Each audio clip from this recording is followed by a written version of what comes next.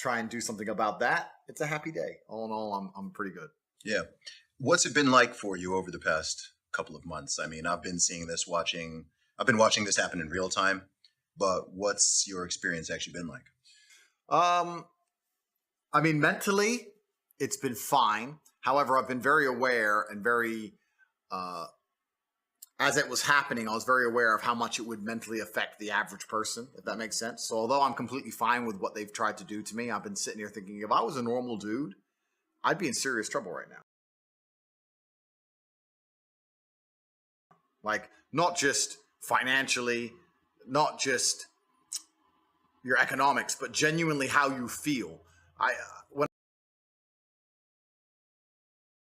When I was canceled, when they tried their very, very best to lie about me and then delete me from all social media as they continue to lie about me, when you have the entire world trying to say you're something you're not, or convince the populace that you're dangerous when you aren't, or convince the world that you're a bad person when you know you're not, and a lot of people obviously believe it, then you start getting death threats, your family start getting death threats, and there's safety concerns. And I was thinking, if I was a normal dude living a normal life right now, this would be a serious problem. Luckily, I'm not a normal dude, which I put a life together that made me difficult to damage long ago, long before this, because I knew to a degree something like this was going to happen. But yeah, it was certainly an interesting few months when they began.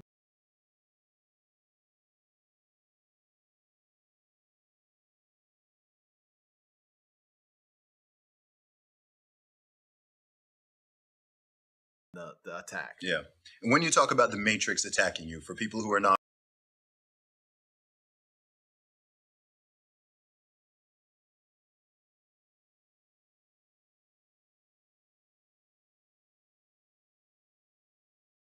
familiar with the terminology or maybe even the story, give us a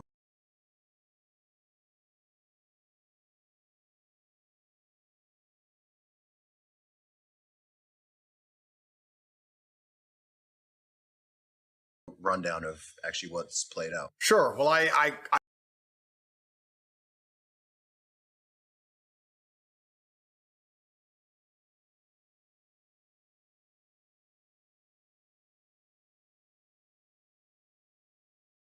call the world the Matrix very simply.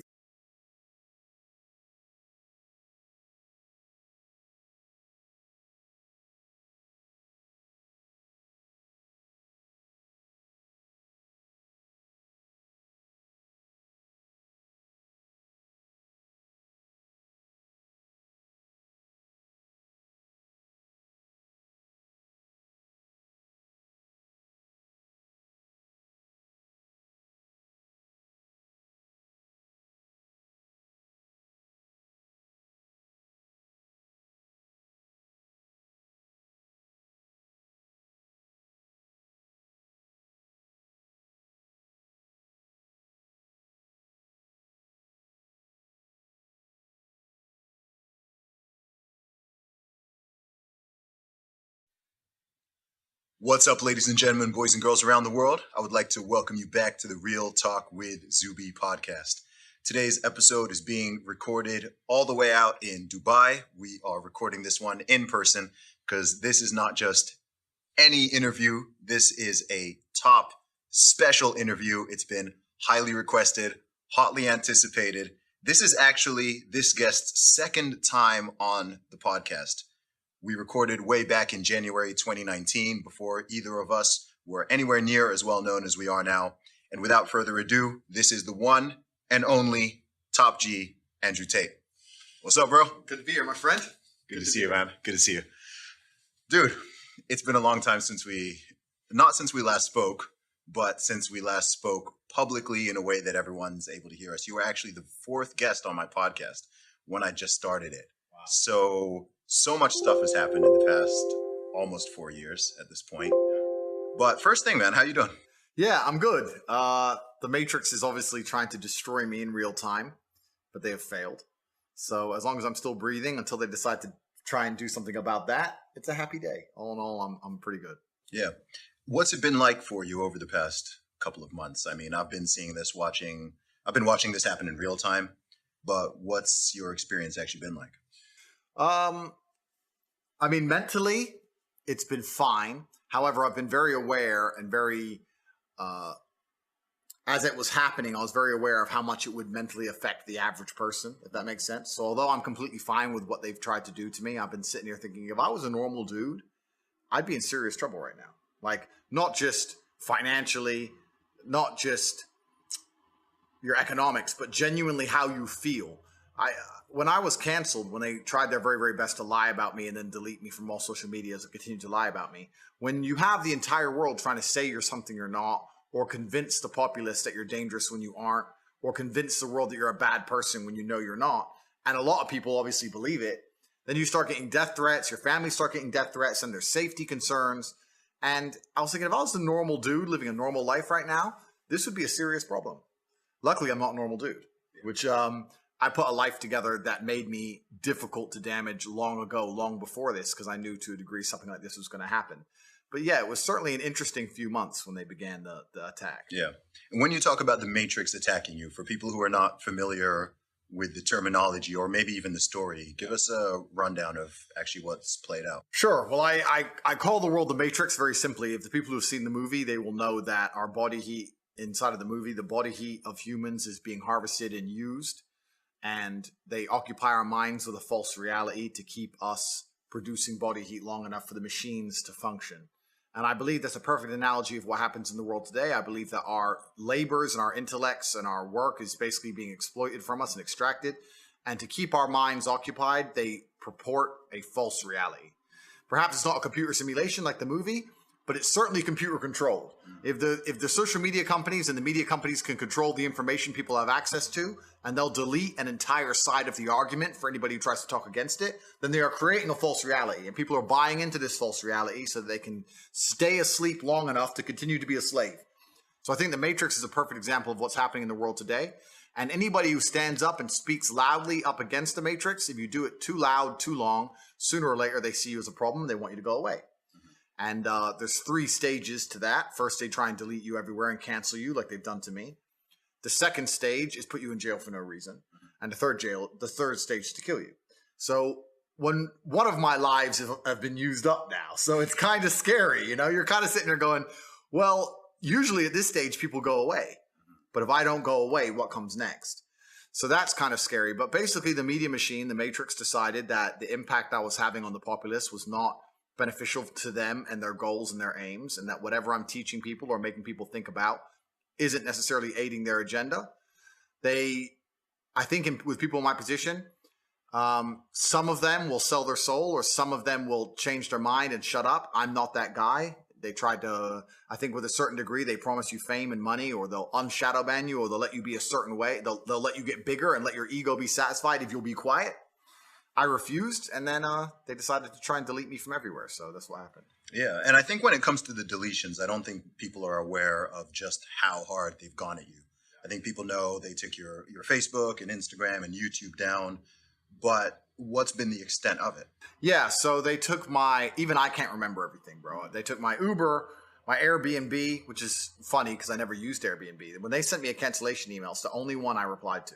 I was like, because they sent me some email. Hi, my name's David. I'm from Airbnb, and the idea of inclusion is behind Airbnb's philosophy, and blah, blah, some crap about how I'm a bad person. And I replied, brother, I didn't even know I had an Airbnb account. I can't remember ever booking an Airbnb. I don't know why you're trying to feel involved, but get fucked. So I told them to fuck off. But Uber, Airbnb, my payment processor for my business, Stripe, my Gmail, my Instagram, my Facebook, my Discord, banks, 4 banks in the UK banned me. TransferWise banned me. Name a company. Yeah. They banned me. Like it was crazy. So everybody was banning me from everything instantly. And the optimists of the world believe that it's just social pressure and that one company bans you and the others just fall in line. Whereas me, perhaps a pessimist, but truthfully a realist, I understand that it's very orchestrated and it's designed to teach you a lesson. They want to teach you a lesson. They want you to be broke. They want you to struggle to function in society, and they want you to have no voice. Yeah. And that's what they want to do. They want to make you scared to continue to talk. What's up, guys? This is Zuby, aka Top Z, and today's podcast is sponsored by TradeInTheZone.com. If you're interested in modern wealth creation, you need to check out TradeInTheZone.com. Trade in the Zone is a nightly stock report from 30-year trading legend Jeff Farley. Every week, Jeff shares 4 of his best trades by uncovering the little-known stories behind the stocks that tell you why the trade looks good now. You'll hear familiar names like Apple, Costco, Boeing, as well as small, exciting, undiscovered stocks you've never heard of before. Want Trade in the Zone free for 3 weeks? You don't even need to enter your payment info to get started. There's no catch. Sign up, get 3 weeks free, and decide for yourself after seeing the real-time trades. But listen up, Trade in the Zone is only accepting 300 new members, so do this now. If you really want to escape the matrix, there's no simpler way to get started. Go to tradeinthezone.com now and sign up for your free 3-week trial. That's tradeinthezone.com. Now back to the interview. Man, what's so crazy is listening back to the interview we did over 3.5 years ago, you foretold this happening. Yeah. So this is almost 4 years ago. And you said, I think at this point you were on your 5th Twitter account, but you were still on everything else. You weren't on too many people's radar. You had a following, but not to the insanity it is now. So how were you able to see that coming? I think it's just basic human nature. I don't think the people who are running the world are much different than you and I. Perhaps they have different resource and different capability, but I think that human nature stays constant throughout. And me, I run a fairly large empire now. Let's say I have 200 or 300 people working for me. If there was somebody inside of my organization which ignored my orders and inspired other people inside of my organization to be insubordinate, then I would fire them. So when you're running a country or the world, and there's somebody inside of the world that's inspiring others to be insubordinate, then you're going to want to fire them to some degree. And I understood that what they're trying to do to the populace, I truly believe is evil. I don't know whether they believe it's evil or they believe it's good. That's their decision. I don't know their moral backing, but I personally believe it's evil and I stand counter to it. So why would they want me to have a voice? I knew that sooner or later they were going to just look at me and think he's too big of a problem to exist. And they have to pretend to be balanced and fair, because when you're tyrannical, the number one thing you don't want people to realize is that you're tyrannical, right? So you have a massive voice, especially during COVID. It was me and you, the number one biggest anti-COVID guys. We were completely about it, but they have to let some people talk against their agendas, because if they delete everybody instantly, then it shows that they're tyrannical and it collapses. So you have to pretend they're balanced and fair, and they do. But if you reach a critical mass where you're having a genuine impact and effect at a certain point, I think that they just come for you and shut you up. Your Twitter account's massive, and you say so many great things on Twitter. If you had the same following on other platforms that you had on Twitter, you'd be gone. Yeah, that's just what happens. You get to a certain point of critical mass, and they go, oh, "Okay, he has to go." Yeah. And when they actually started canceling you on these different platforms, what did they say? Was there a specific policy that they claimed that you violated, or so on? Because I've been traveling around to lots of different places this year. And in the past few months, I've been, to me, sometimes just overhearing conversations, and some people are saying, oh, it was because of this, or so he did this, or he said this, or whatever. And there's all this speculation going on. But what did they claim that it actually was? Well, that's a good question. Some companies gave me a reason, some companies didn't. So Meta and YouTube never even sent me an email. They just deleted me completely. And in sync were these massive press releases, which obviously they had prepared statements to release to the press, but they never gave me an official reason by email. So they've never even told me why. And the reason for that is because I think they understood that they're probably going to end up in court, and they want to be able to make up their reason as they go along in the courtroom. They don't want to stick to a reason on the day. In fact, I've heard from reliable sources that terms and conditions for both of these companies have changed post my banning. So they've tried to protect themselves. So that's that. A few other companies, the ones who deleted me, like Airbnb, etc., it was the typical generic community guideline standards don't meet our current expectations of that. It's all vague garbage. And when you click accept to these companies, you're accepting terms and conditions that are so ridiculously vague. They basically mean we can ban anyone at any time without reason because we decided to. So they don't have to give you a reason, you know? The reason that they told the media is that I'm somehow hateful and misogynistic and I'm dangerous to the world, which I think anybody with a brain knows is absolutely not true. I have opinions, yes, but those opinions aren't going to be out here detrimenting society, not the way that most of the genuine evil that the mainstream media purports out to the children is actually damaging society. The reason they deleted me is because I was massively influential and they didn't like the direction in which I was pushing the youth of the world, which was to think for themselves.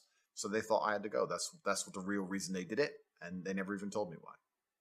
Why do you think they're so scared of that message?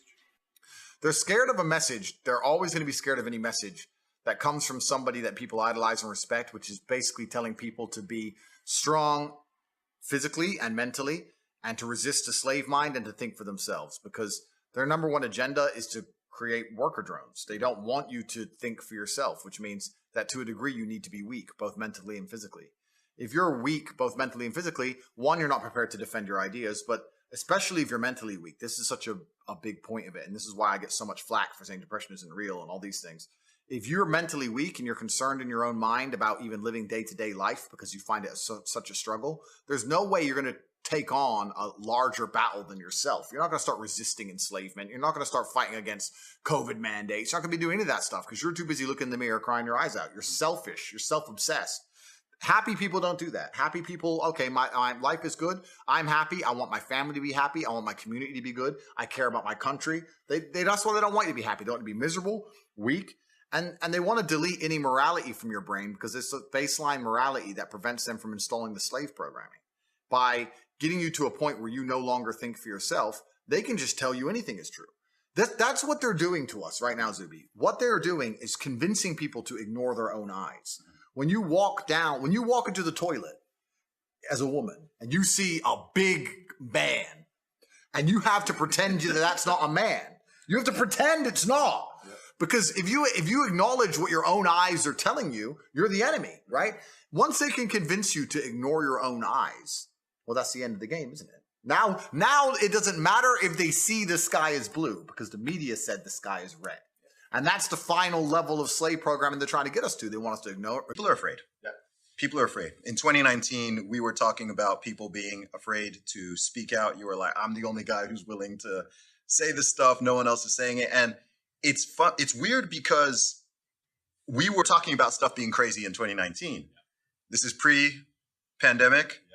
This is pre a lot of weird things that have happened. This is when, drag queen story time was just kicking off and there weren't too many videos coming out of all the madness, which is now on people's radar, which I think is good. Yeah. So there's more pushback and more people speaking on it. But a theme I've noticed is when I travel around, when I do events in different cities, different countries, whether I'm in the UK, Australia, USA, and so on, everyone is saying that they're afraid to speak out. First thing people always say is, thank you for speaking out. Thank you. You're courageous. You're brave. I appreciate you voicing it.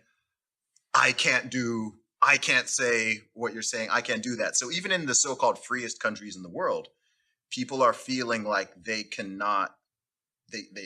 speak. There's this pressure that's causing them to self-censor beyond what is a reasonable limit, to the point where, as you said, people will deny things that are objective facts, things that you can see with your own eyes, things that you can hear, and everyone's just going with it. And I think a lot of the nonsense we dealt with over the past 2.5 years, some of which is still going on, it was just that playing out on a massive, massive scale. So how do you think that question people always ask is, how did we get here? Yeah, cowardice is the problem.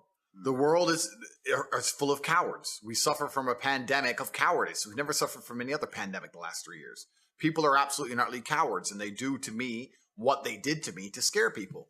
If you tell the average person you're going to lose contact with basically everyone you can speak to, you're not going to have a voice anymore, you're not going to have a bank account, you're not going to be able to make money online, you're not going to be able to move anywhere, you're not going to be able to transact, we're going to wreck you head to toe, the average person can't deal with that, right? On top of the fact that the average person is employed and they're scared of losing their job, scared of their employer. I'm in a unique situation because I'm extremely difficult to hurt. But the average person, as soon as you hurt their money, their life is over, right? And that's what we've got. We've got to a level of cowardice amongst the population, objective reality, because they're scared of having this cancellation weapon used against them. So yeah, you're right. It's not that people don't agree with us. It's not that we're not saying the things that everyone knows are intrinsically true. It's that everybody is afraid to say it. And that can only end when everybody stands up and stops agreeing and playing this game and stops being cowards. We need mass numbers of people to say, no, I'm allowed an opinion. Mm-hmm. You know what? Nigel Farage, and since UKIP ended, I don't even know about his politics nowadays. I don't even know what he's doing. But he says something that was really interesting. He was asked about who runs the world. And I guess the person was trying to set him up for a question about the elites. And he said, truthfully, I'll tell you who runs the world. We do. Yes. because we decide how much of this crap we're going to put up with. The problem is we're putting up with too much of it. The problem is everyone's a coward. And you're right. I get the same thing. Wow, thanks for saying it. Why don't you say it? And everyone is just terrified. And it really is truly crazy, because fear has always been the control mechanism of man. The worst things that have ever happened in any society or any civilization since the dawn of fucking records has been done under the name of fear. Get the population afraid. What did Goebbels say? The propaganda minister of the Third Reich. Once people are afraid, you want. That's the Nazis knew this. Everyone knows this, right? So it's a basic playbook, but I think it's also a larger issue. I think that things like making sure people are semi-depressed, making sure people are divided, making sure people are selfish, making sure people are self-obsessed, they're trying to destroy people's will to stand up and care about anyone other than themselves. And once you do that, couple in with the fact that if you start to care about others and genuinely care about the world, you'll ruin your own life. It just makes people shut up. Yeah. And it's so interesting you say that, because something that is not often discussed or analyzed, one of the strangest things I've seen in the conversation around you and your meteoric rise in fame and popularity this year, is not a lot of people are thinking, okay, well, for that to happen, he's got to be saying some real stuff, right? Like, you don't grow by hundreds of thousands of followers per day. Like I've been following you for years, but I think at the beginning of the year, did you have maybe 500,000 Instagram followers? Yeah. And by the time they took you off, you had about 5.7, 5.8 million. Yeah. This is in the space of a few months. So even when I was talking to people who, say they don't like you or don't like, I'm like, look, even if you don't like the message, you don't agree with it, rather than just, why don't you think about, okay, what is it? What's happening in the world? And what is it that this man is saying that this is resonating with so many people to such a strong degree? And it seems like people wanted to just skip over that and go, but these people can't think. These people, even logically, with your own words, explain why you have that emotional response. You're completely a slave mind. These people don't think about anything. They believe what they're told to believe. They're emotional about what they're told to be emotional about in the exact direction they're told to be. And that's what the Matrix wants. It wants to be able to say a name and tell the world to hate them without even giving a reason and just get what they want. These people are so far gone. These individuals who they cannot logically explain their own emotions are so far gone, it's ridiculous. As an adult, what you need to do is seriously analyze every strongly held belief you currently have and work out where it came from. Is it personal experience? Is it from somebody who I care about and who I trust? Is it from what the news has said? Why do I believe this so much? Why do I have an emotional response to this? Where did it come from? People don't do that. They just sit there, watch the news, watch social media. I'm supposed to hate this guy, so I now hate this guy. So I know exactly what you're talking about, Zuby, because you're right. These people cannot think. They cannot even give a reason. There's a guy on TikTok who walks around and says, have you heard of Andrew Tate around college campuses? And people go, yeah. And he goes, do you like him? And they go, no. Why? He's a misogynist. What's misogynist mean? And then they can't answer. They don't know what they don't even know what it means. Like it's almost sad. But then you live through the last 3 years and you realize that, yeah, people can't think. There's a large contingent of the world that truly. Someone who knows you, and privately and publicly, I've defended you a lot this year because people have been saying super wild stuff, and people don't. I posted actually when were we in Romania? 2020. Yeah. I posted it was while they were in the process of taking away your accounts. I posted a photo. I was just reading the comments, and I was like, wow, people have such strong emotion. Why you, like, people will be mad that we're sitting here right now. You can't talk to this person. You shouldn't talk to that person, and so on. And the thing that blows my mind about it is, number one, I think I'm a pretty good judge of character. Yeah. Like, I'm a good judge of character in general. And also, I think that your overall message to me is very clearly positive. Yeah. That's the thing about it. To me, it's like, look, someone might not like this bit or that bit or disagree with that statement, but I'm like, look, overall, what this, it's not that dissimilar to me to what they tried to do with Jordan Peterson. Yeah. Like you have, I'd say the overall message, perhaps even of all three of us, is somewhat similar. There's a certain through line about personal responsibility, building yourself up, especially as a man, not falling into this victim game, improving your mindset, improving your body. all of these things, but people will just ignore all of that. They'll just ignore all the positive. They'll ignore the fact that you're helping people, motivating people, helping people. You get emails. I've had emails. Oh man, I was feeling suicidal. I was feeling this. I was feeling that. And just listening to you helped me. It motivated me, got me in the gym and so on. And people will just gloss over all of that. Completely. And they make it out as if like all you talk about is women or something. That's what's crazy. But the reason they'll gloss over all of that is because, like I said, you have to ignore your own eyes. That's what they want. When you're fully slave-minded, I will genuinely state this as a fact. I will state this as a fact, even though I don't know it's a fact. But I would love for someone to do the study. Go out there in the world and ask 100 people if you like Andrew Tate or not. And the ones who say yes and the ones who say no, do an IQ test. And I guarantee you, the biggest idiots out there, when I see people who dislike me and I see them trying to explain why, it doesn't even make sense. It doesn't even make sense. It's like, it's English, but it doesn't make logical sense. And yeah, they'll come at me with the garbage about being a misogynist, etc. Not very often do people argue my points, because arguing my points is absolute destruction because they know they're wrong. So what they try and do is discredit my character. They say he's a bad person, he's a misogynist, he's done this, he's done that, he's evil. But what does he say that you disagree with? What does he say that's wrong? Oh, but he's a bad person. They can't argue against my points. And the only reason they try and say I'm a bad person is because they're weaponizing virtue to try and find a way to attack me. They can't attack me logically because they know I'm right. They can't attack my successes as a man or as a person. They can't say I'm not successful. They can't find anything bad to say about me besides bald, which they probably come at you with. But they say, where's your hair? It's like, okay, cool. I shaved it off. Which is ridiculous in and of itself. But then they say, okay, well, then he's a bad person.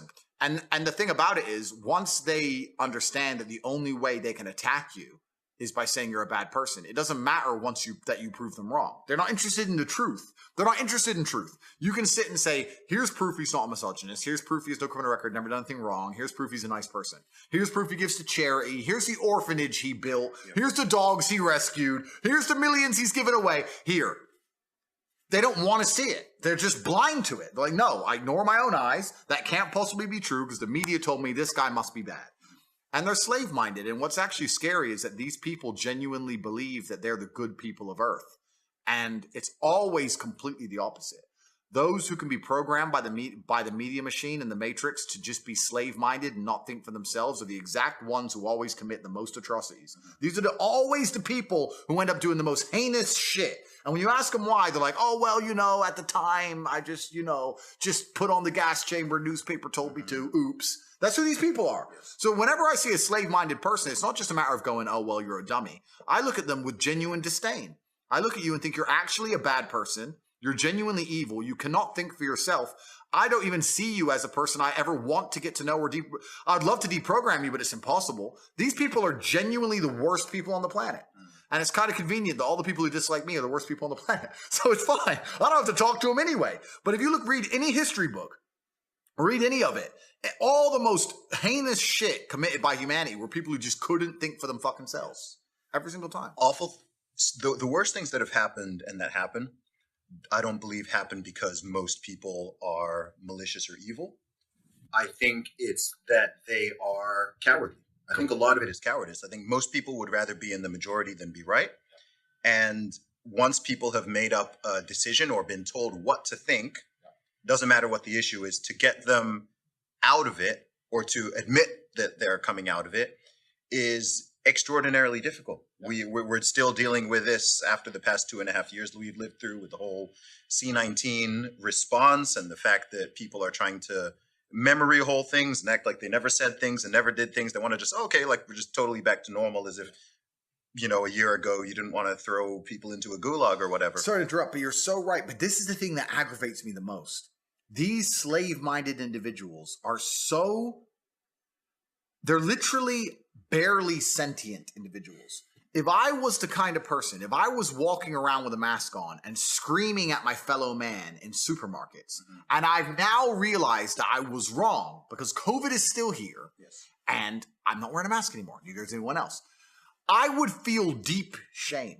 I would be apologetic. I would literally be saying to the world, I can't believe they fooled me like that. I don't know who you were, who I was yelling at in the supermarket. You were smarter than me. I made a mistake. I'm sorry. They fooled me. They tricked me. these people don't even feel shame. They don't even feel sorry. They don't even sit and go, wow, they made a fool out of me. It doesn't even cross their minds. They're on to the next thing now. Slava Ukraine. Next thing. They don't give a shit. And it's just truly amazing that they can destroy someone's life for 3 years and then recruit these people to go out there and push the agenda for them. And all the people who were tools of an agenda, now the agenda is over, are not sentient enough to sit and go, wow, they fooled me. I need to think more carefully next time they try and fool me. No. They just continue with the programming.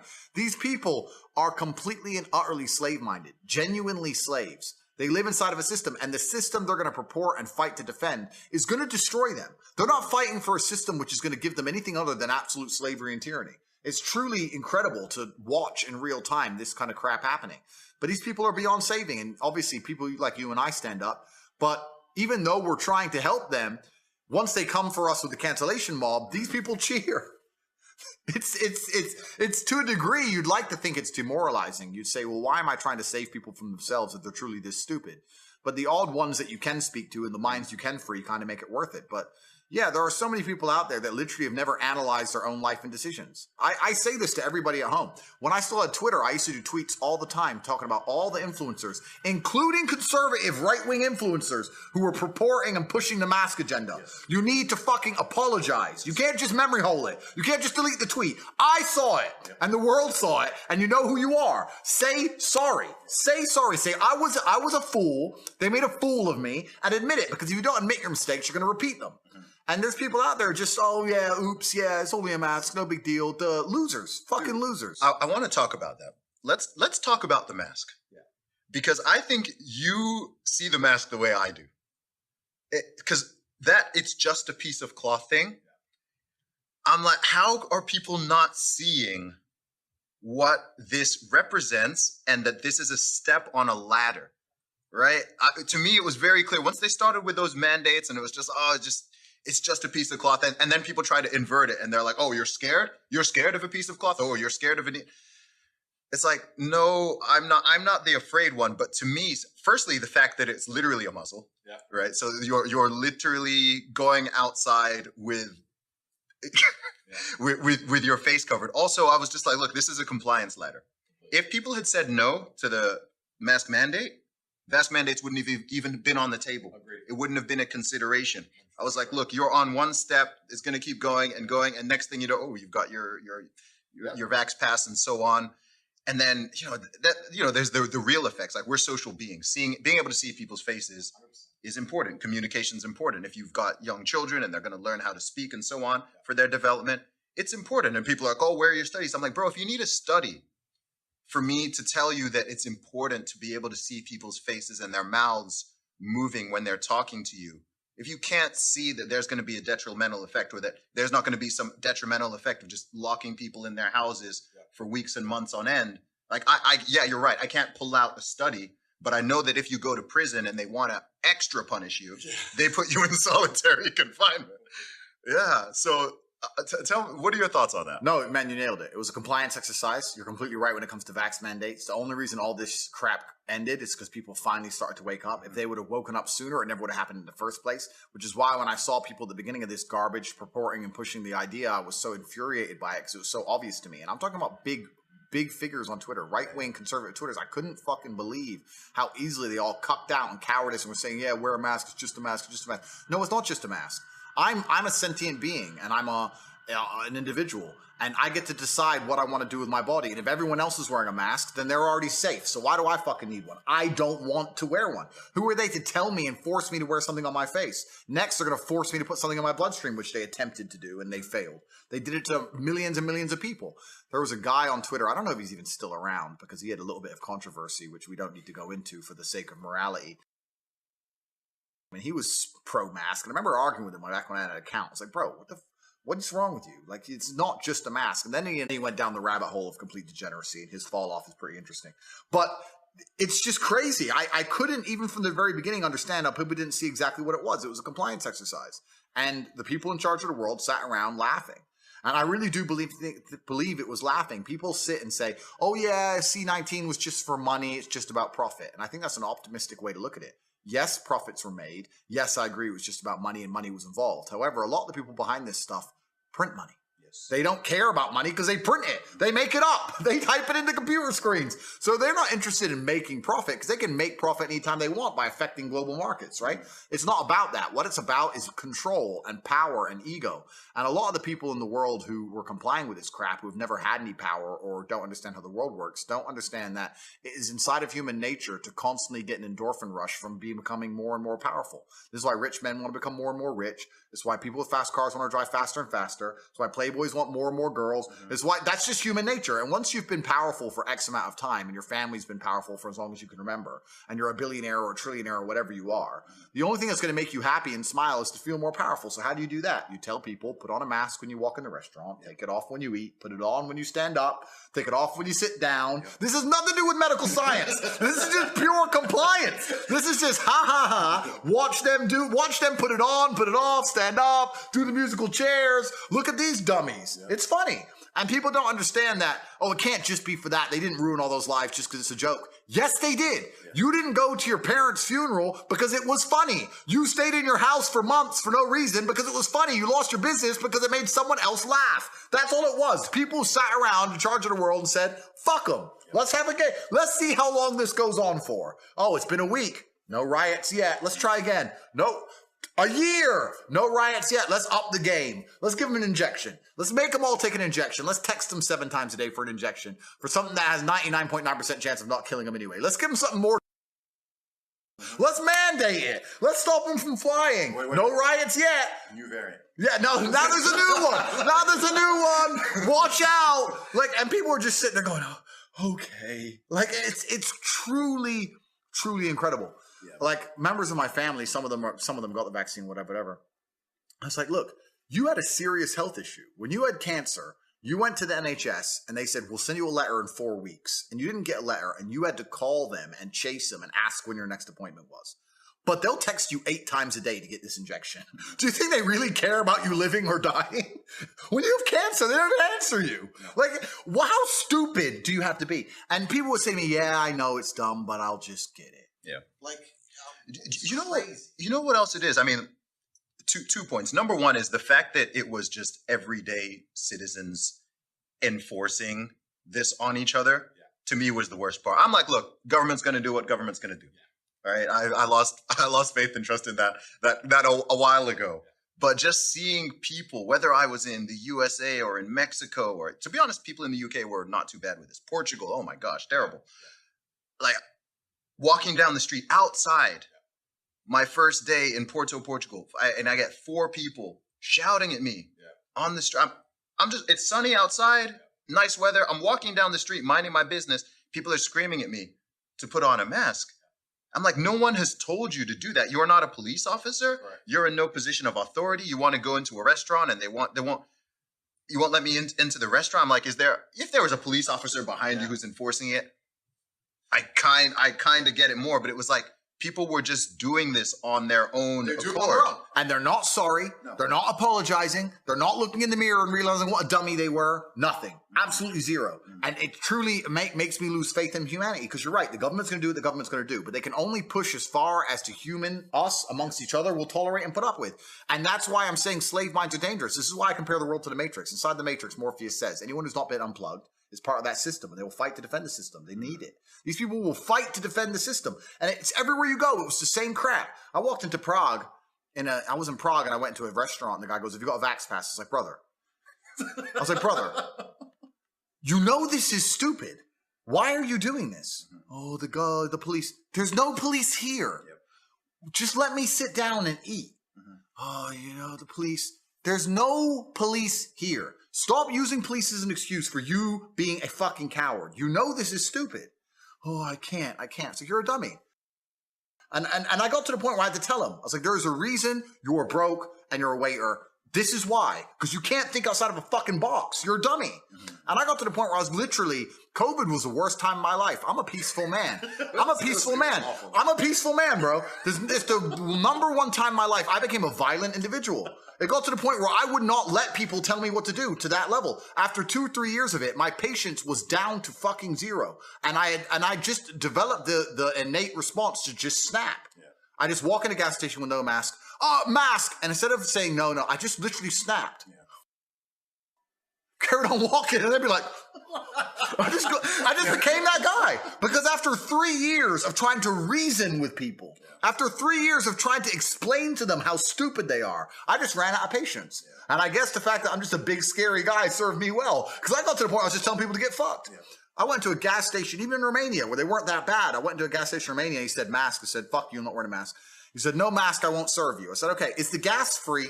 Because the gas is in the car. Mm-hmm. So is the gas free? No, you must pay. Then serve me. No, I won't serve you. It's like, then fucking I throw the money on the floor. Then get fucked. Like, dummies. Yeah. And they went out to get the money from the floor, and then he called 3 of the other attendants. So it's like 4 on 1. They kind of come over to get intimidating. And I stand there and I said, listen, I don't know why any of you even care. I don't give a shit. Listen, if you paid me $300 a month to work at a gas station, you could walk into my gas station and start a fire. You could be in the corner with you could be stealing. You could be doing, I'll be like, please stop. Oh, fuck it. It ain't mine. Like, I was like, why do you guys, you're about to all get the shit kicked out of you.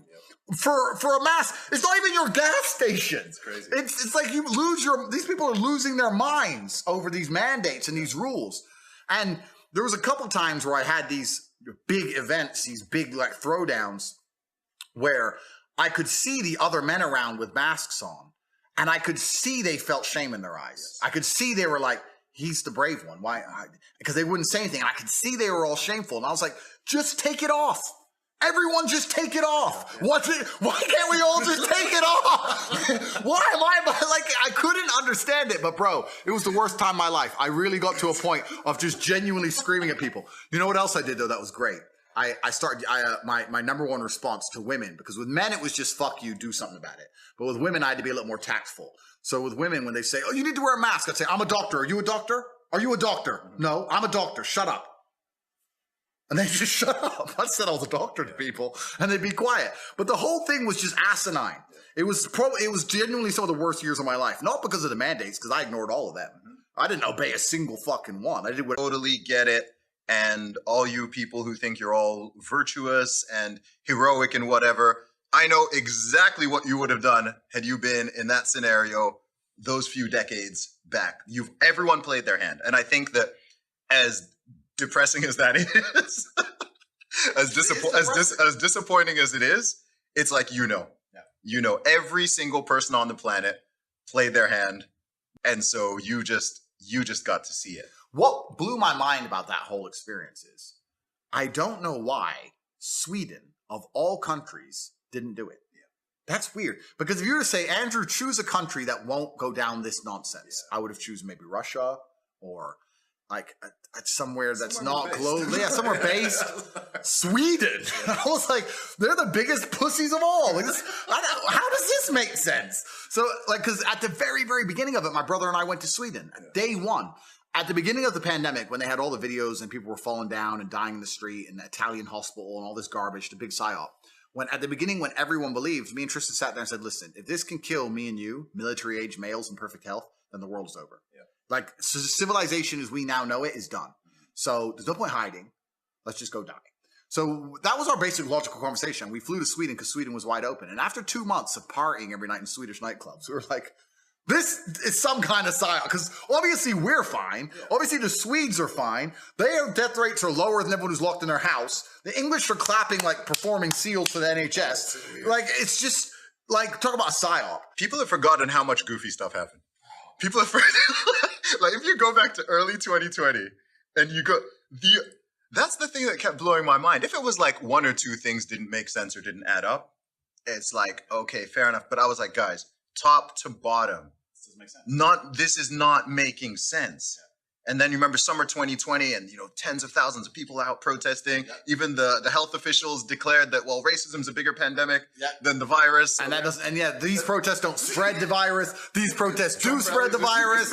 This country's open and it's fine. This one's closed and there's a pandemic. Like, you're right, bro. Like, but you're right. It destroys your faith in humanity. And what's scary is the next thing they come along with, a lot of people died from the results of the lockdown of C-19. There was a lot of genuine destruction to the world. I would argue that the mandates and solution to the disease was much worse than the disease itself, especially if you're going to include. But the next thing they come along with, people are going to slave mine their way into it. It's even happening right now. I don't talk about this subject a lot because I don't want to get assassinated, and I'm getting there. But the whole Russia-Ukraine conflict, the idea that Putin's lost his mind, that he's an imperialist and he's invading for no reason, and Ukraine never did anything wrong, and NATO never did anything wrong, and we never aggravated Russia, and we never poked them at all, we never pissed them off. And the fact now that we have large segments of the population which are, once again, like COVID-19, doing things and making decisions and taking action which are against their own interests, and the idea of the psyop behind it. People who obeyed the COVID rules, it wasn't for your own interest. You were psyoped into believing it was. And now we have the European population who believe it's heating bills go up 8x and inflation go up 20% a year to send money and guns to a proxy war. Like, why? Why would you want that to happen? If the media wasn't psyoping you, why would you want inflation to get out of control, your household bills to get out of control, to fund a proxy war between NATO and Russia? What does that even give a shit? Anyone with a brain would say, you know what? No, just leave my electricity alone and let me earn money. Like it's completely crazy, but the media machine tells them to, and they'll just sit there and destroy themselves at will. Put a gun to your head and shoot yourself. Do it. It's for your health. Okay. It's crazy. The thing is, if it just affected the individuals who are in that mindset, then that would be one thing. Well, then it'd be Darwinism. So that would be fixed. But it's like, it's not enough for you to go for your jog with your mask on. You want to force me to do it. You want to force you to do it. You want to force. I'm like, bro, if you want, I've told off 0 people in person. I've screamed at 0 people for wearing masks, and I've screamed at 0 people for not wearing them. I've attacked 0 people for taking the shot. I've attacked 0 people for. I'm like, bro, mind your business. That's another thing that just went out the window. I'm like, dude, is nothing private anymore? Since when is it okay to tell people to do this or to ask people's questions about their medical history and this? It's just all this weirdo stuff got normalized. Yeah, it was truly clown world, and I have 1,000 different examples of conversations I had. But yeah, it was truly clown world, and that's extrapolating out, and it's going to be. If you push to get to the point where you realize you can't push anymore, the people won't accept it. You give 98% of it back, and then you gain 2%, and you continue to do it on and on and on. And something else will come along sooner or later. And I do think that humanity and the world itself is heading for genuine global slavery. I do think that with things like AI and CBDCs, and as the world gets more and more technologically advanced, and as these people have a greater need for control, as the one bad thing about waking people up is the more people we wake up, the more threatened the system feels. Yes. And then they need a response to that. And their response is to shut up the people who talk. So it's getting interesting, but I think our children's children will live in a world which is very different from our own. And I don't think it'll be more free. I could only argue it would be the opposite. I think it's going to be a lot less free. Yeah. I think it's going to be a lot more difficult to do anything. All social mobility is going to be destroyed. It's going to be an interesting planet. This is what I always try to tell people. Because the most common pushback I get when I talk about this stuff is, it's easy for you to say because you're self-employed, you're not married and don't have kids yet, you're in this position. And my counter to that is, you should be going even harder on this because you have children.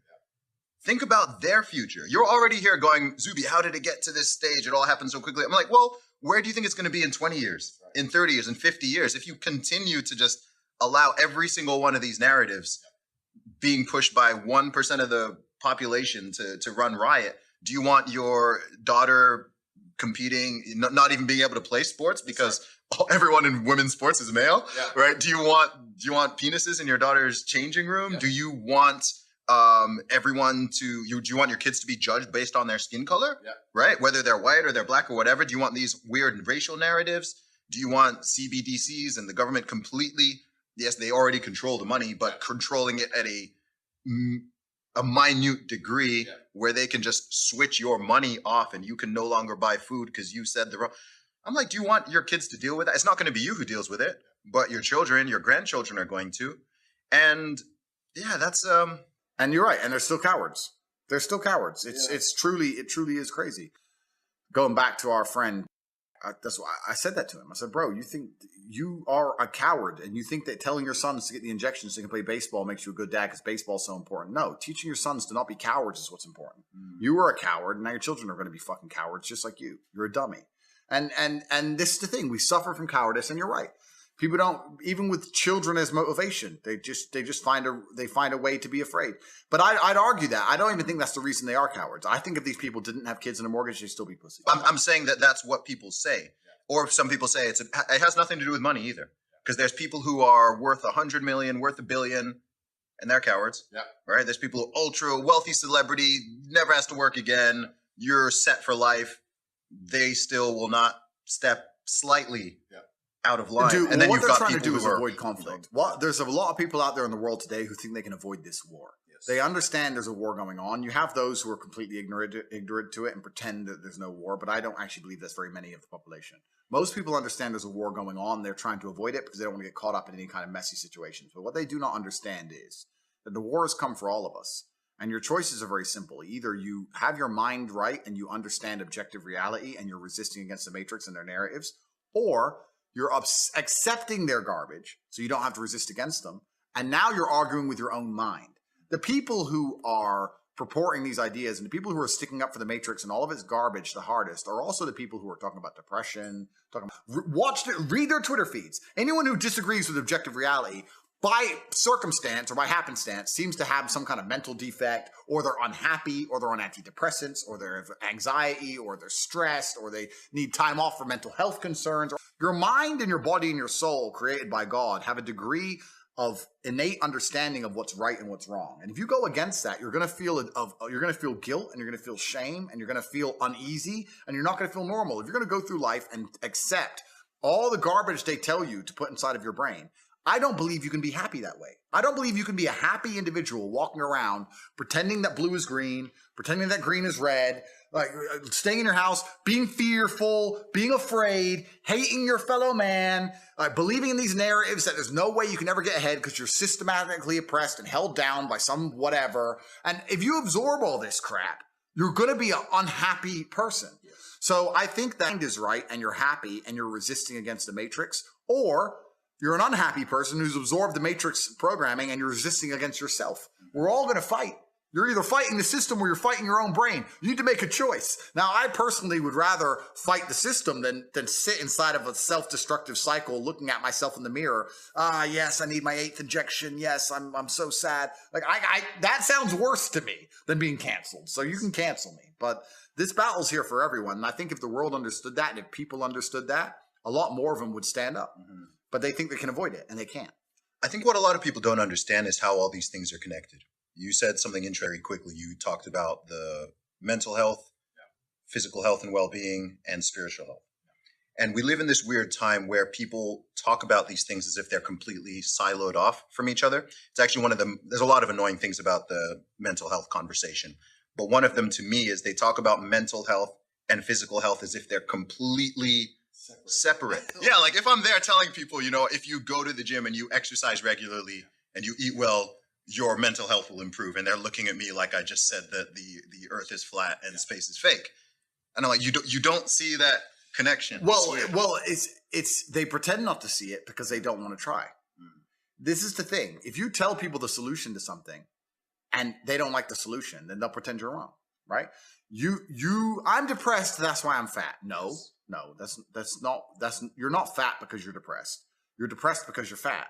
So how about this? Go to the gym and train. Oh, that's hard. Well, then stay depressed. Like, what do you want? What answer do you want? No, I want a way to be as fat and unhealthy as possible while also having a perfectly capable mind and feeling fantastic. Well, then you get down the route of just drugging yourself, right? The mind is a very sophisticated chemical factory, and your body produces the chemicals. What's the complication here? Like, why is it hard to work out that if your body is efficient and doing what it's supposed to do and strong and is optimal, then your mind is probably going to follow? What's there complicated to understand that habits, which are beneficial to you, are going to allow you to build a more disciplined, to be a more motivated individual, and also change your objective reality? People also want to disconnect not only mental health from physical health, but they also try and disconnect mental health from objective reality. Mm-hmm. I have it all the time. They go, oh, he's depressed. It's not his fault. I say, listen, he's a loser and his life is shit. If I was him, I'd be depressed. So let's not pretend that his mental health is completely separate to the objective reality of the fact that he is a lonely dork. Of course he's depressed. Who wouldn't be? Yes. If he got up and tried his best and was disciplined and was motivated and he was important and actually became somebody, guess what? He'd start to feel better. So you're completely right. They have separated from physical health. They separate it from spiritual health, because also if you know you're doing bad things inside of your heart, you're going to feel guilt, which is why all the people who've absorbed the matrix programming end up being so unhappy. But also the biggest disconnect for me is mental health and physical reality. I've said to depressed people before, I'm depressed, I have a disease. Okay, you have a disease. Describe your life to me. And they describe their life and say, you don't have a disease, you have a shit life. That's it. You have a shit life. So you don't got disease, you're just a fucking loser. Fix your life, you'll feel better. No, it's not that simple. It is that simple, my friend, because I'll tell you something. I'm the happiest man on the planet, but if I was you, I'd be depressed because you're a fucking loser. So that's it. That's it. You're a fucking loser. You're a fucking loser. But I say this stuff, and the reason I say it so brutally is because I don't believe the people who are losers didn't decide to be losers.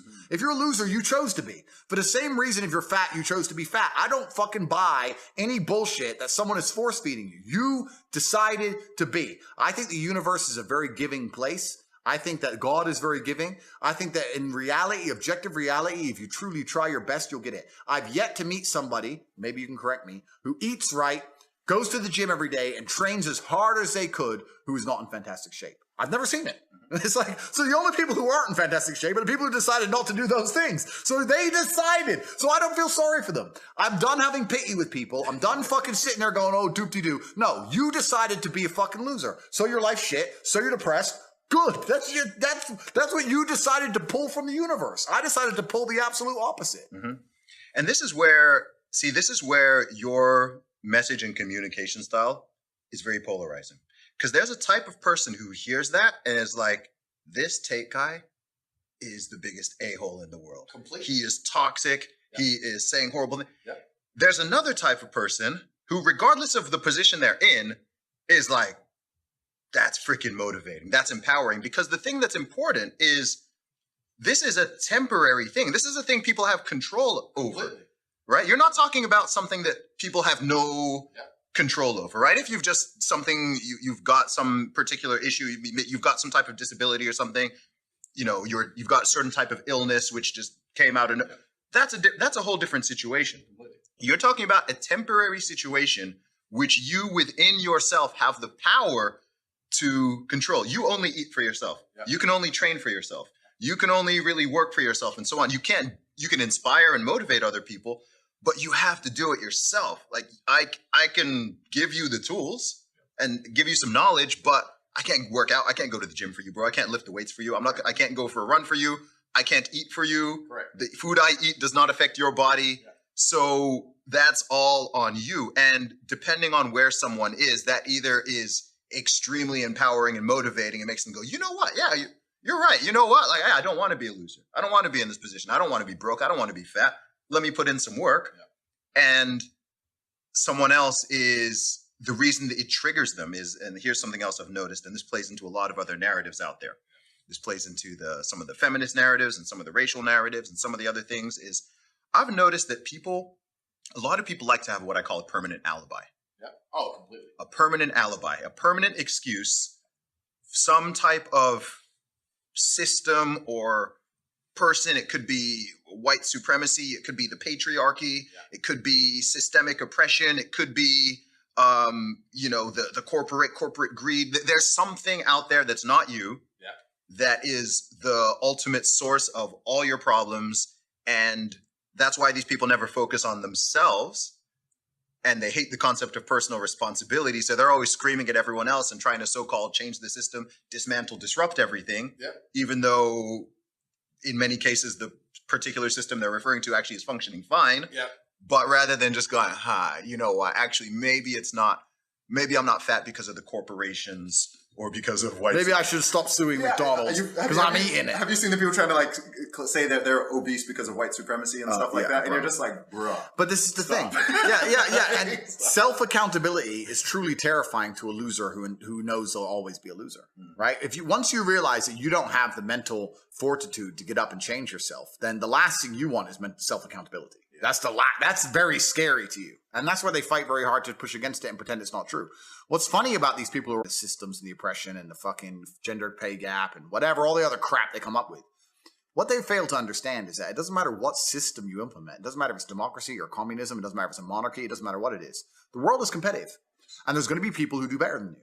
And sooner or later, regardless of how you organize or structure a system, the people who work harder or who are smarter or more inventive or do better are going to end up with a better scenario or a better situation. If you try and construct a society where that's literally impossible, then society fails. So even inside of communism, the people who ended up higher members of the party, or the people who ended up owning the factory, or the people who ended up finding a little black market thing on the side, or the people who lived a better life in communism were the hustlers, were the ambitious people, were the hardworking people. They're the ones who managed to find a way to get blue jeans in, or a Michael Jackson CD, or whatever it was, and make some money. So it doesn't matter what system you construct. If you are a lazy loser, you're going to still be at the bottom of the totem pole, because there's going to be people like me.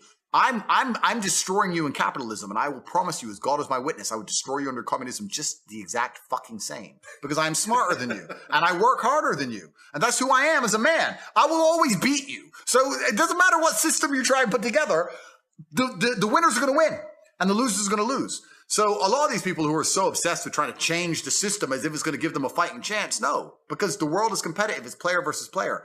A lot of people don't understand that. Every single thing of value that you want, the reason it has value and the reason you want it is because other people want it.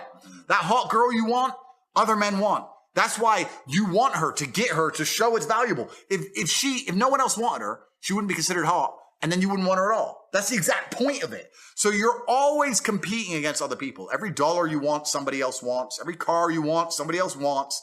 It's completely and utterly competitive, and it doesn't matter what structure you put on top of society. That's base human nature. And if you're going to be a loser, and you're not going to take self-accountability, and you're not going to wake up and realize that absolutely everything in your life is your own fault and you can affect it, then you are going to lose. And I'm done, Zuby. I'm done feeling sorry for these people. I don't feel sorry for them. Don't feel not an ounce of pity anymore. Don't give a shit, because they decided to be losers. That's what I've learned. Another thing I find interesting with when people have this mindset is that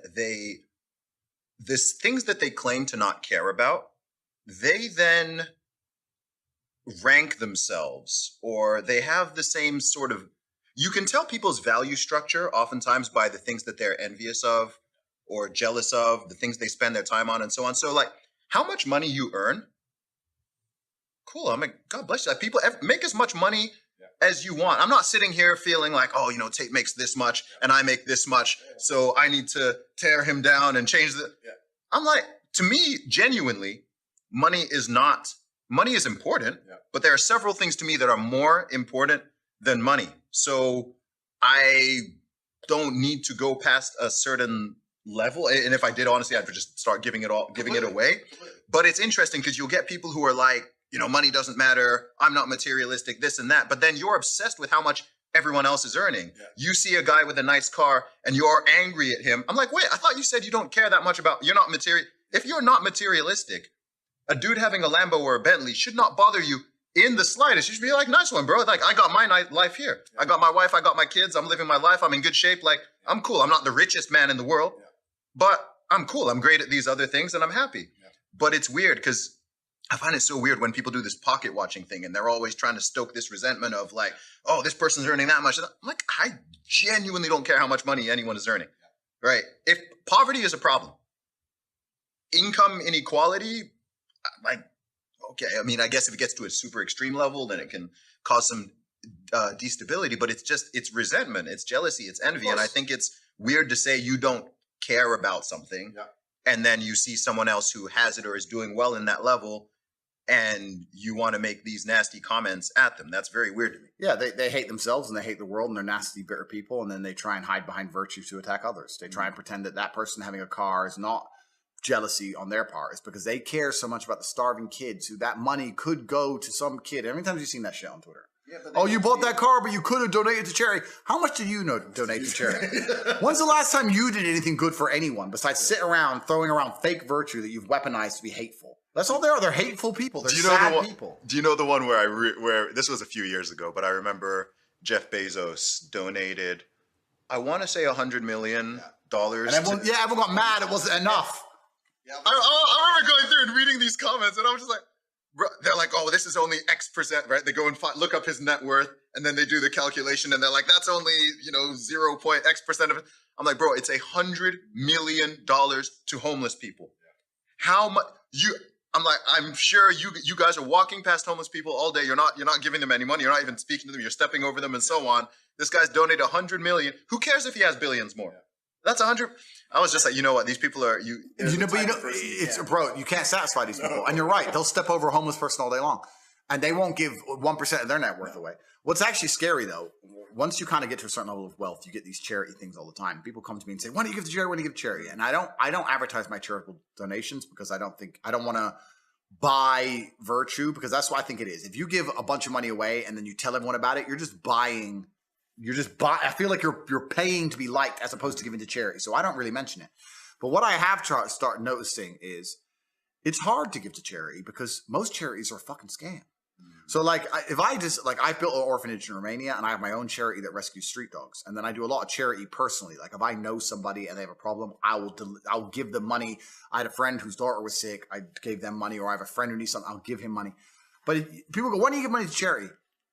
It would really bother me to give $5 million to some charity, some organization, and less than 1% that end up helping anybody. And that's the truth about most charities. So people go, "Give money to charity." I say, no, most charities are just NGOs and covers and scams. I'm not funding some chief executive's Lambo. The guy you see on the Lambo on the street who you're mad at runs a charity. Like, these people don't even understand how the world works. They don't even understand the world. They don't care about humanity. These people are anti-human. These people just care about trying to feel better about themselves. And there's a reason why they say misery loves company. And when you're truly hateful and you hate yourself because you've absorbed the matrix programming, and like I said, you're always going to be unhappy because of that, then the number one way you can feel better, in fact, probably the only way you can feel better besides snapping out of the dream, is to attack other people and make them feel bad. I know, I'll say this now, and everyone's going to say it's arrogant, but it's true. The reason the hate storm around me is so fervent, and the reason it got to such fever pitch, is not because of the things I say. It's because I am tall and strong and funny and sexy and humble and charismatic and rich as fuck. That's why they looked at me and go, "He has everything. But now's my chance." It's like trying to get the school bully. Even though I've bullied no one, it's trying to get the cool kid in school. He's the cool cat, and he's smart. There's nothing I can attack this guy with. He ticks every box. But now we're ganging up on him. The rats are ganging up on the tiger. We can get a bite in. Now's the chance. If I was any less fucking successful or objectively, if God hadn't given me so many of his favorite attributes, if I didn't have everything every man could dream of, they wouldn't have attacked me like they did. The reason they did is because there's people out there who have none of the things I have, and they just said, and they were just angry. They're angry. It's nothing to do with what I say. If anyone actually listens to what I say and doesn't let their ego get in the way, they'll understand that it's a massively positive message. You're right. The way I word things could offend some, but those people who are too offended to take positive from it are a lost cause anyway. Good. Well, you're a lost cause. Goodbye. But most people who listen to my stuff can understand it. But yeah, that's what it truly happens. These people are just hateful people. They're full of hate. They're the least tolerant, most hateful people on the planet. Yeah. What I like to say with people, even people who take an issue with you or some other people, is I say, look, you can eat the meat and spit out the bones. Right? So if you're like, you know what, that 20%, that 10%, I don't agree. I find that part objectionable. I'm like, you can still gain value from the part you like. There's 8 billion people on this planet. No two of us agree on absolutely everything. But if you see someone having success in any dimension, you can 100% learn from that person. It doesn't matter if it's physical, if it's knowledge, if it's finances, whatever. You don't need to like them. You don't need to think that you can learn from people you don't even like. And perhaps in the process, you might find that, oh, actually, I do kind of like this guy, and he's not as bad as what I thought he was, or whatever. And I think something that's that I've noticed in this time, and I'd like to get your perspective on this. It's something I've been thinking about. Is we seem to be living in a time where people are harsher.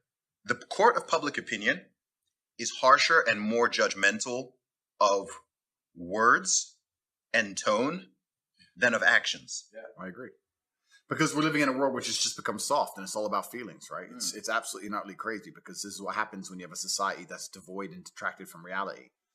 The fact that I was considered the number one threat to society for some reason, and I had to be punished for that.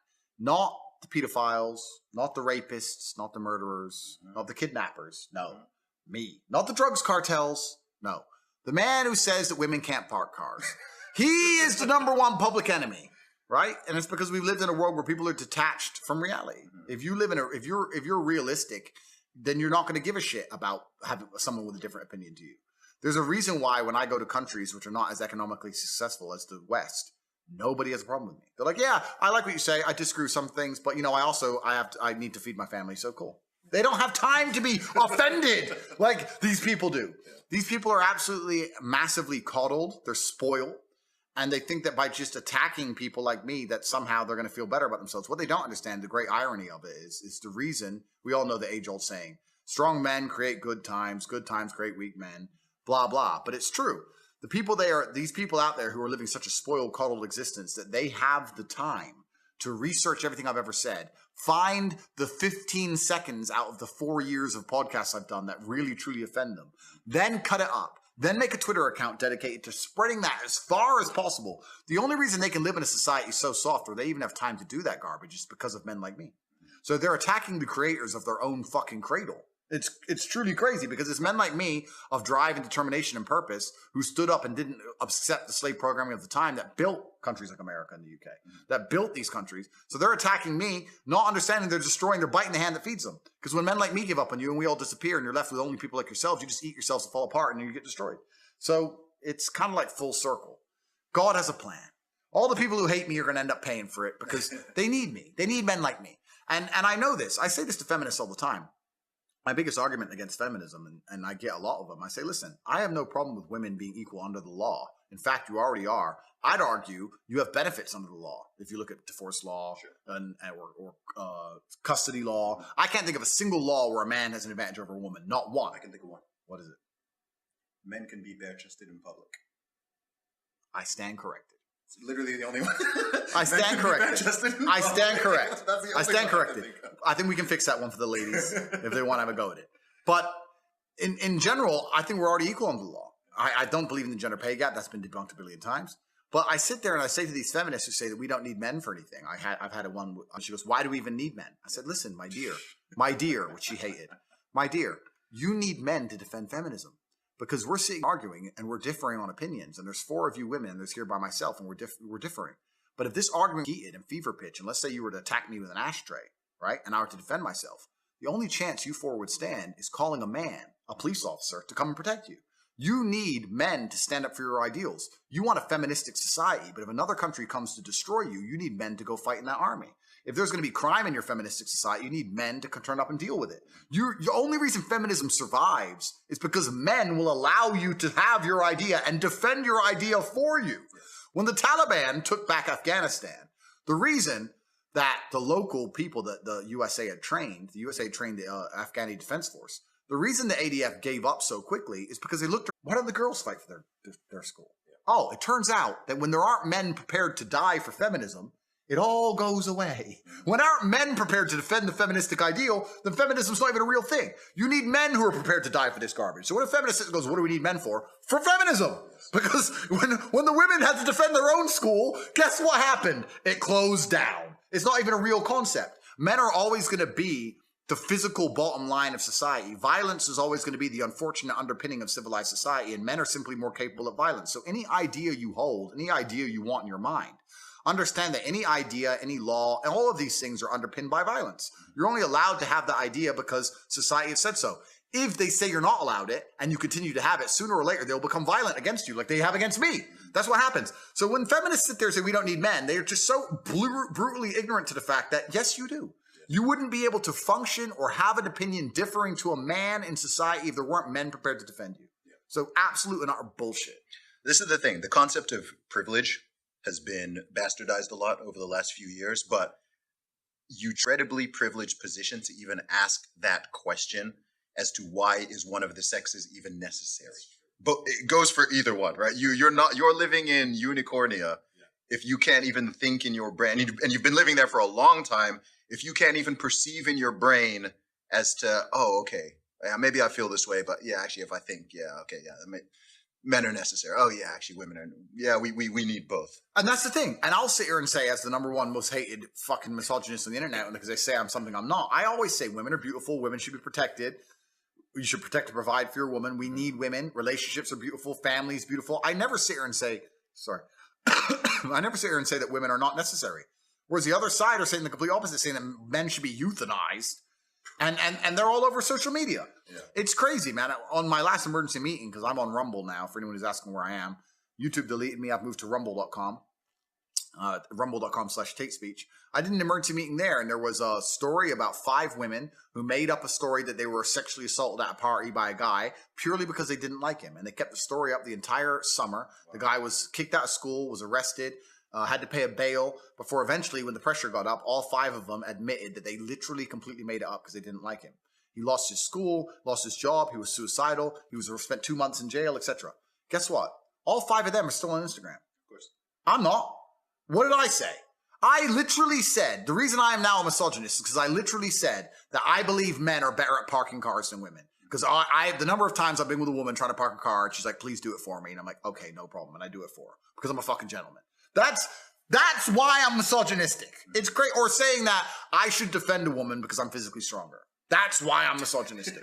It is insane. Yeah. It is clown world. And the women who stand up and try and argue against me, they're feeble attempts at exceptions trying to disprove the rule or some garbage. Listen, there's nothing wrong with accepting that men and women are different. Yep. We have different skills, different strengths. Women are better at some things than men. Absolutely or not. I completely believe that. There are some things I will only trust a woman with and I will not trust a man with. Yep. I say this all the time. They ignore all of that. They ignore it and to find the one time I said about parking and they won't shut up about it. It's truly incredible. And this all goes down to the slave mind and people not wanting to understand and accept the reality of situations. And it's scary. I think people get way more triggered and offended by things that have either are true and are inconvenient, or at least have a kernel of truth to them. If you just straight up lie to people, they don't care. Yeah. If you say something that's true, but it's inconvenient or it's unpleasant or you don't want it to be, or you're the exception to the general rule, or you know that's the stuff that really bothers people. Completely. I've noticed that. Completely. Yeah. If I was walking around just lying, I wouldn't have got canceled. No, you wouldn't be considered a threat. So exactly. So I'm a threat because I'm saying things that people know are innately, at least to a degree, true. Yeah. To some degree. And you're right. I don't expect everyone to agree with everything I say. Of course, I'm not. That'd be completely insane of me. But I also didn't put a magic spell on the world. This is another thing people have to understand. At one point, I was the most Googled man on the planet. You don't get there by putting a magic spell in the world or by lying. You get there because you're speaking to people who feel disaffected and speaking to people who feel like they don't have a voice. And there's a large contingent of men out there in the world today who do not want to wear makeup. They don't want to become trans. They don't want to ignore their eyes. They don't want to pretend they're stupid or bad for being a man or wanting a hot girl in a nice car to play sports and being strong. And they're looking around and they're saying, oh, finally somebody who understands and gets me. There's a reason why these people find affinity to me. It's not because I want a magic spell on them. It's because I'm speaking to their natural innate desires to become a man. Mm-hmm. And we're trying to erase that whole idea from society, and they'll feel disaffected. And that's why canceling me has failed, because they've deleted me from YouTube, for example, where I had a large channel.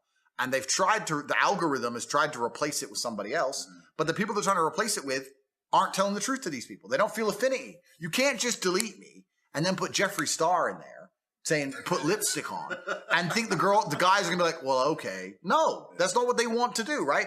So as hard as the Matrix is trying, as hard as the media machine, the propaganda machine is trying to subvert and destroy the minds of the youth, the innate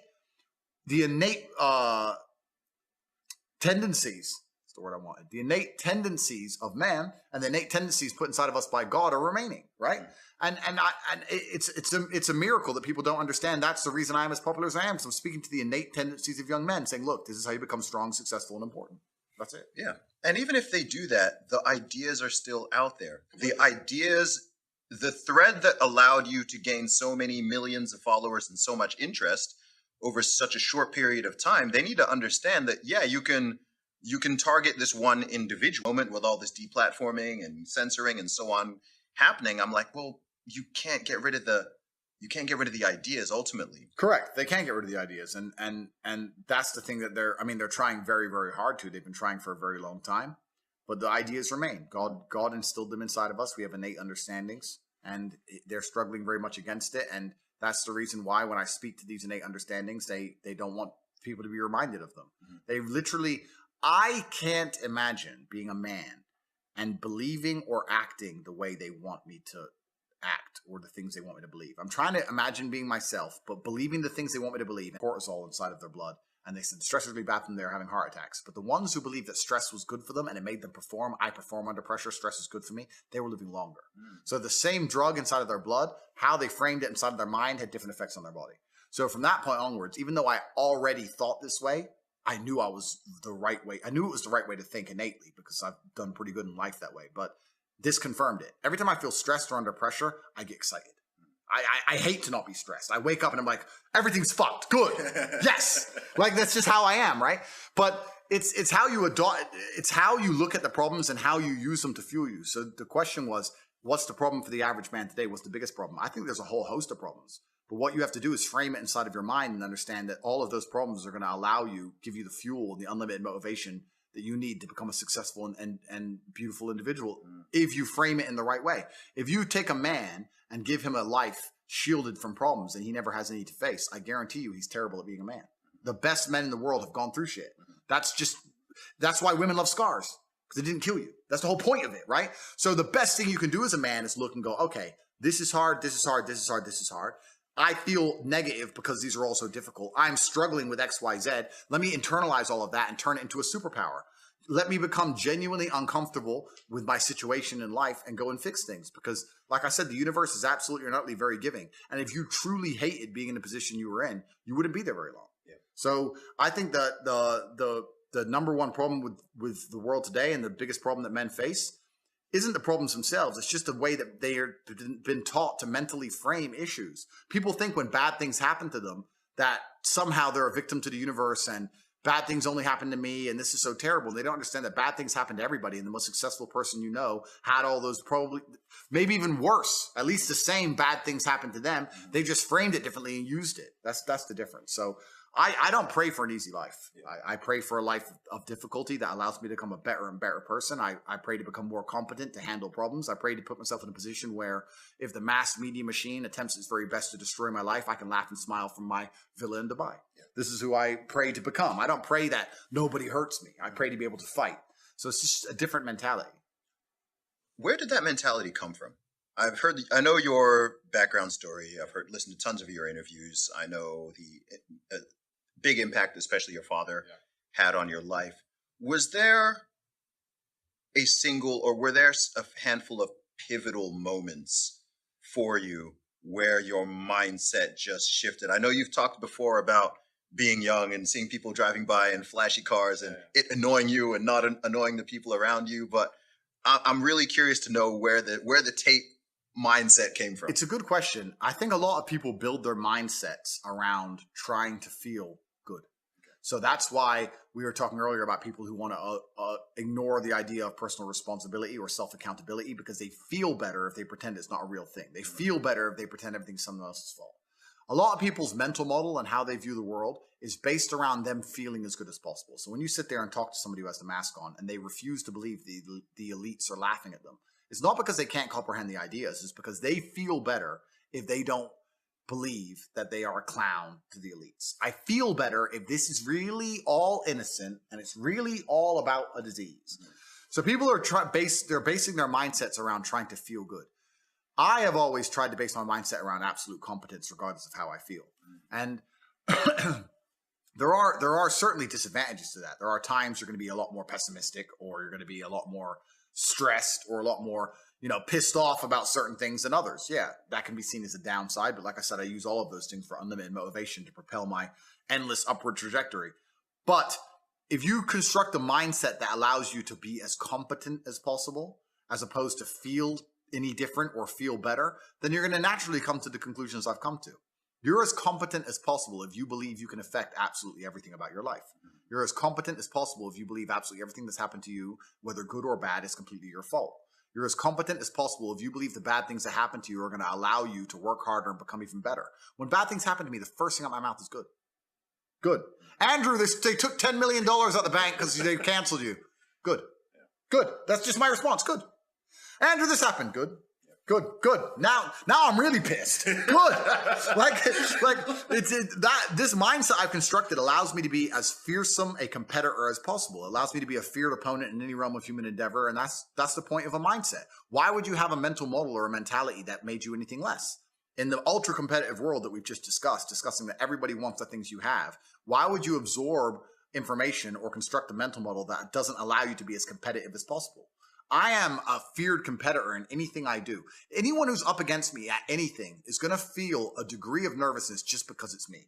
It doesn't matter what it is. If you say, look, you're going to go learn how to play piano and you're going to play against someone else who's never played piano and you're going to learn, and that guy's Andrew Tate, you're going to be like, oh, for fuck's sake. I can't even play piano. But part of them is going to be like, oh, not Tate.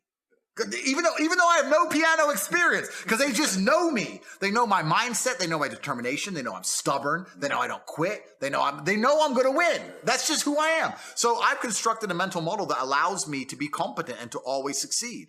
And that's how I've come to the conclusions I've come to. And I truly, once again, don't understand how people go through the world with any other mental model. I get asked all the time, but what do you feel? Or what about happiness or depression? That doesn't even...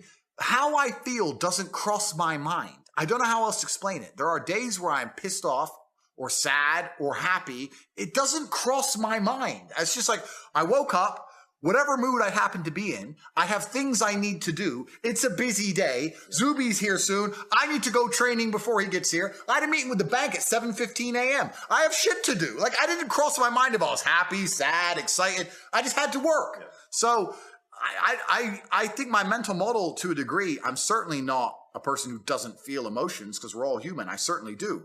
But I've never prioritized them in any regard. I haven't built a mental model that affects... I haven't put them in the middle of my mental model and then affected my actions based on how I feel for each one.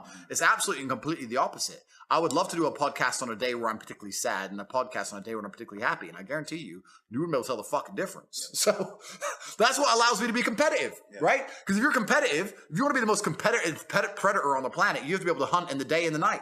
You have to be able to do both. You have to be able to perform when you're happy and sad.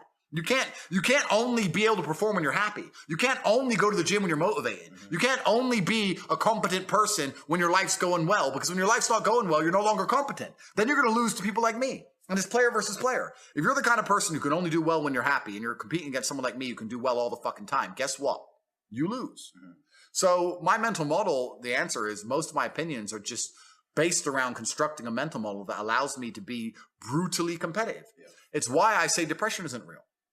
I've argued this point endlessly, and I try and explain to people, but they're not smart enough to understand that I don't care if I'm wrong. I don't care. I am more competitive as an individual if I don't believe I can become depressed. So I don't give a fuck if I'm right or wrong, because no matter what bad happens to me in my life, even if, heaven forbid, the worst things on earth that could happen to me, I could never become clinically depressed, because I would never self-diagnose myself as clinically depressed, because I don't believe in it. I believe that I am currently sad, but I have work to do, and eventually I will feel better. I will never get to a point of absolute desperation and kill myself, because I'm never going to get to a point of hopelessness, because I don't believe in the idea of hopelessness. You cannot try and make me adopt thinking that will reduce my competitiveness as an individual. So I don't give a fuck if I'm wrong. I don't believe in it. That's it. End of story. So I don't believe in things that take power away from me. I don't believe in things that make me less competitive. And I don't adopt mental models that make me less competitive. Every single mental model I have are the most efficient ones I could find. To the mental model I found that if I adopt, I become a more fearsome predator. That's it. So this is how I've come to all of my conclusions as an individual. I hear that. Something that I really wanted to discuss with you, actually, is faith. January 2019, on that podcast, you explicitly said, I am an atheist. I did, yes. And you've definitely been on some type of journey. Again, I've been listening to interviews and podcasts, and there was a time where, I don't know, first you went from atheism to saying, I think you believe in God, and I think you said Christianity is kind of cucked, but you'd probably be, Islam is the only religion that would potentially work for you. And then I know you started saying that you were a Christian and Orthodox, and now I'm hearing that you're a Muslim now, but talk me through it. Sure. So firstly, I found scientific proof for God. I'm the man. Everyone's been sitting here, all the atheists saying there's no proof for God. I've got it. Okay, let's stop. Here's the scientific proof for God. I've got all of it. I think it's his third law. It might be his second. We'll have to look it up if it's third or second law. But one of Newton's law is that for every action, there's an equal and opposite reaction. For every force, there's an equal and opposite force. Anyone who's perspicacious enough to look around them and sees the true evil in the world today understands that there must be an equal and opposite to that true evil, which is good, which means that God must be real. If all of the evil in the world today is the act of the demons and devil, and people will try and pretend it isn't, but if you truly understood things like the elites making you miss your grandma's funeral to laugh at you, like cutting up the dicks of kids because of a psyop on the Disney Channel, when you truly understand the level of evil in the world today, then you must understand the only equal and opposite force can be God. Another thing I've argued with atheists about, they don't understand that even God as a concept, even just as a concept, in and of himself becomes a real thing. If you have 1,000 people and those 1,000 people believe in a God, even if there's no man in the sky, but those 1,000 people believing in a God makes them act righteously, that even as a concept in and of itself, God is a real force. God, the idea as a force, is making the people act righteously. So God must exist in some form. So I understood that the thing that made me stop being an atheist is simply the amount of evil I saw around me. I was like, if this much evil, if Satan is going to appear, if Satan appears in front of you, you're going to have to say, okay, well then God must be real. And that's the point we got to. I realized there was so much evil and so much injustice. And so much specifically? It's just the endless, genuine, deliberate attempts at destroying the baseline morality of humans.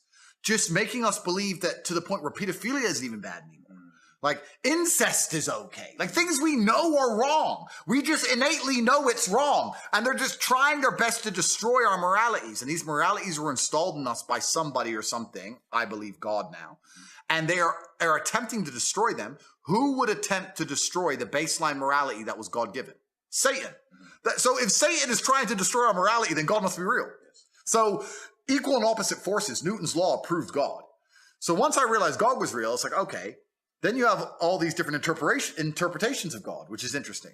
What's interesting about the Christianity-Islamic debate is that they're both Abrahamic. And also, people said to me, well, you're not from the Middle East. Why would you be Muslim? And it kind of makes me laugh. I say, Christianity, didn't that all happen in Palestine? Like, all of it comes from the same place, right? I'm not a scholar, so I don't want to get on the scholastic route. But Christianity and Islam have a lot in common. They worship a lot of the same people. Islam has another book, the last book, which was the Seal. And truthfully, if we're going to step away from the scholarship angles and talk about the Bible and the Quran, etc., I look at it in a different angle. I look at the world through a very realistic understanding of force. And I understand that if you're not prepared to defend something, it will be taken and destroyed. I understand that, like we said earlier, violence is the underpinning of all civilized societies. Even when I look at a big tree, I see violence. I understand that tree is the biggest because it destroyed all the other trees around it. If you're not prepared to defend or fight, then you're going to be destroyed. So when I look at Christianity in its current form, I don't think that they can be right in terms of their interpretation of God, because if they were correct, God would give them the strength to defend themselves. And they don't. Christianity doesn't mean anything anymore. If the Christian interpretation of God was correct, then God would be giving them the strength to resist, but they don't resist anything. I don't believe Christians have preserved a single thing in modern time. I know in America there's this hard-line Christians who believe that they're trying hard. They are still failing on a daily basis. And in most of the world, especially in Europe, Christianity is absolutely and utterly a joke. The thing that actually finally converted me was about 3 weeks ago. I'll send you the TikTok. It was the first drag queen Methodist preacher. Oh, geez, man. Yeah, but this is the point. If you're tolerant of everything, then you stand for nothing. So once you say I'm a Christian, but I tolerate everything under the name of tolerance, well, then you no longer have any beliefs. So if you have no beliefs, then all of it is garbage. If the only way you can worship a God is if that God gives you instructions, and if those instructions are adhered to and respected by the followers. And also if the followers of the particular God, I'm not going to say names, stick up for and defend those beliefs and are prepared to be ridiculed or prepared to be stigmatized. And two, like I said earlier, a bottom line of society's violence, to fight to defend those beliefs. If you have a belief system that nobody will fight to defend, then you don't have beliefs. Just like feminism. If nobody fights to defend also what I understand about the world, what I understand about strength, what I understand about defending ideals, then there's only one religion on earth I can respect. I can't respect Christians anymore. They set Notre Dame on fire. Imagine that was the other way around. Like, think about it for a second. I say this all the time. People walk around with t-shirts. Jesus is gay in TVs. They're making fun of Christianity on TV. They're mocking your God in front of your face, and Christians don't say a word. They don't say a word. They will take a preacher of whatever background, which directly contradicts your holy book, and put him in a church to teach to your children, and they will not say a fucking word. And then they sit there and go, well, they say tolerant because they're cowards. But the truth is this. If your interpretation of God and the world was right, I don't believe God would allow you to sit there and be such a fucking coward. That's what I don't believe. I don't think that God would allow you to do that. I think he'd say, no, you need to defend our ideals because our ideals are good for humanity, and Christians fail to defend them. So if they fail to defend them, they do not exist. There's only one religion left on the planet. Wow. That's Islam. That's it. But it's the only religion. It's it's so interesting because I'm a Christian. Okay. Have been lifelong, right? Yep. Other religions, I think the greatest threat to Christianity is this weird, hyper watered down, hyper diluted, so-called, they call it progressive Christianity. I'm like, that's not a thing. Do you know why right? If you have a drag queen in church, if you have a rainbow flag in church, we're not saying out in the city at some private establishment, in your church. I'm like, people like that, as far as I'm concerned, I'm like, that is undermining the... And this is the point. The reason so many people are happy to stand up and say, yeah, I'm a Christian, is because it takes zero effort. Like most Christians in the West, I'm a Christian, but I don't go to church, and I'm a hoe, and like, of course you're a Christian with an OnlyFans. Like, it doesn't make sense. But that's why they get to say it. I want you to be wrong. But it's true. So if you're tolerant of everything, you stand for absolutely nothing. And this is my problem with Christianity. If they're gonna refuse to defend their beliefs, then they don't have beliefs. And that's the bottom line. And they do it under this guise, you're right, this hyper watered down tolerance garbage. No, I want to worship God in a way that